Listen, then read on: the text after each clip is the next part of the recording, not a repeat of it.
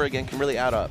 Yeah, I was saying this a little bit earlier. Like, if you are in a long circuit like this, you want to get a big lead as early as you can, because otherwise, once things go a bit later, people are grinding, people really want to get those wins, and people just really want. This is the biggest fly I've ever seen. What is that even a fly? It seems like some kind of eldritch demon. Yeah, exactly. It's looking at me. This thing. That's a FromSoft boss. It's actually staring at me.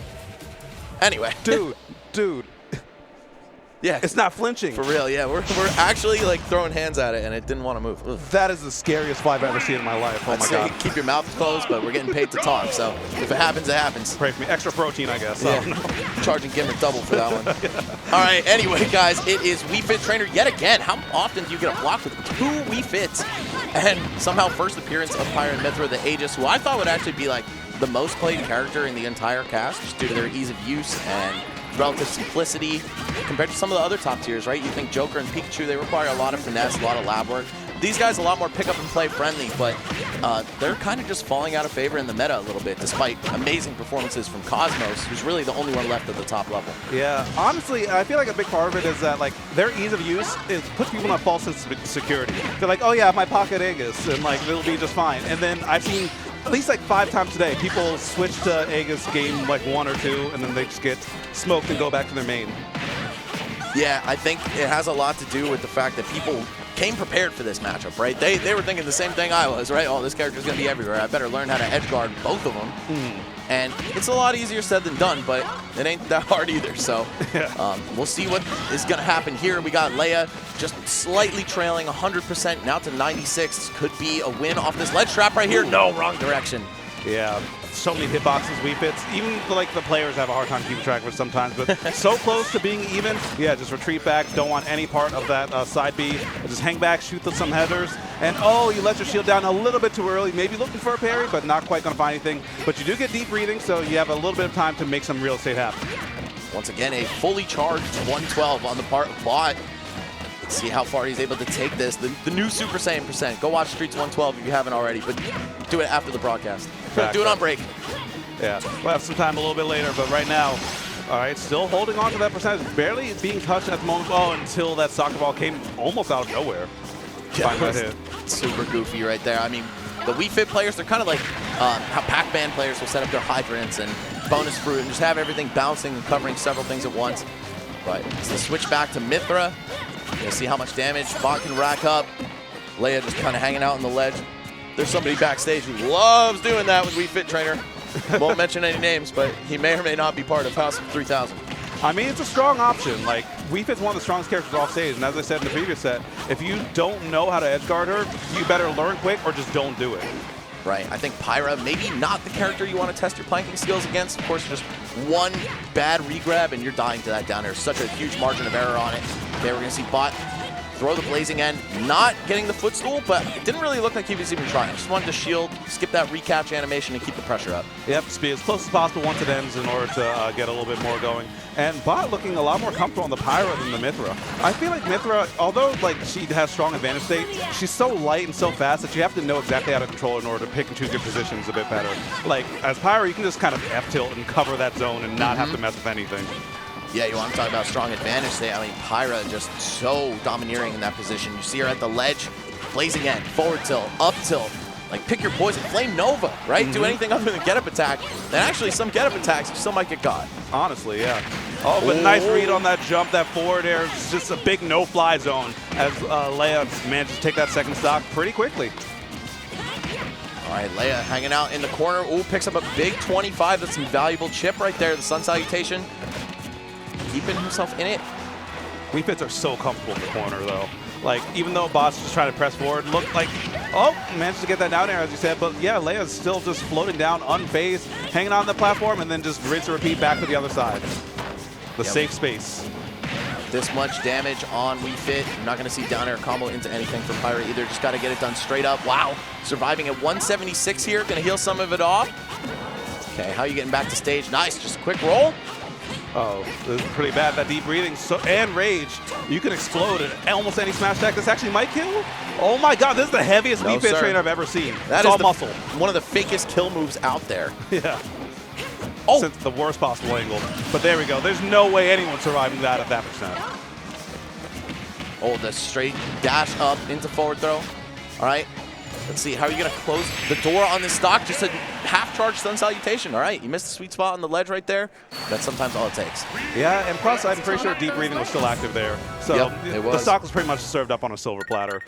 I mean, I could understand the hesitation that Leia had there because the soccer ball was there also. And when that's out, it's always just kind of a ticking time bomb. You never know what those wily Wii Fit trainers will have in their pocket with that move. Yeah, this is a character where keeping it fresh, staying unpredictable, very valuable, right? Your buttons aren't all that good. You have a lot of ways to just stay on the fly and do weird stuff, right? Let's just keep it simple. With your 18 hitboxes per move. Right, right. Yeah, you guys want to load up ultimateframedata.com and see where those bubbles are all located on this character. It doesn't make a whole lot of sense. Facts. Like someone on like ankles and random hitbox. It's weird. Just go ahead and check it out. It's fun. Yeah, I think forward air and forward tilt are probably the most egregious offenders. Yeah. Gosh. Forward tilt especially. That move makes zero sense. But right now, we're going to see we're going to see Leia just retreat back to the ledge. Again, just hang out, wait for the opponent to come to them. And it's been working. It's been working really well. Oh, just a raw dash attack out of the corner, but so far B.O.T leading in damage pretty significantly. This is exactly what happened in game 1, though. Then when it came time to get the stock with Pyra, we just weren't able to see the same precision in neutral. I think that's really a trap that a lot of Aegis players fall into. They're so clean with Mythra, building up the damage is no problem, but then you have to switch to I'll keep it real, much worse character in Pyra. And just a couple neutral losses. She doesn't have the best disadvantage in the game. You might get bullied and reversaled. Yeah, and as we're seeing right now, exactly as you called it, as soon as B.O.T looked a little bit more uncomfortable, here comes Mythra again. Going to win neutral a couple times and probably switch back, and we'll see how it pans out this time. If Leia doesn't have a say about it. Oh, wait, never mind. Sliding right through with that down smash. Yeah, a little bit of a tipper on that as well. Looked like extra knockback. I believe that does have a slightly stronger hitbox on it. I mean, I play the character. I should know that, but either way, sometimes it feels like it hits harder than usual. That's my statistical analysis. It checks out by me. I've only played the character a couple times, and yeah, I've noticed sometimes people explode to it for some reason. Still on DDD? Sephiroth and DDD. Okay, I'm trying to move up the ladder a little bit. Just a bit. Just a little. It's not hard. All right, so let's see how this recovery is going to pan out. Again, the down airs are just not at the right time. B.O.T always in the right spot, but never with the right option, it seems. And again, rushing it a little bit. You could have waited on the tech chase and then just wait and react. And honestly, Mythra up air, Pyra up air just covers the whole thing. So just hang out.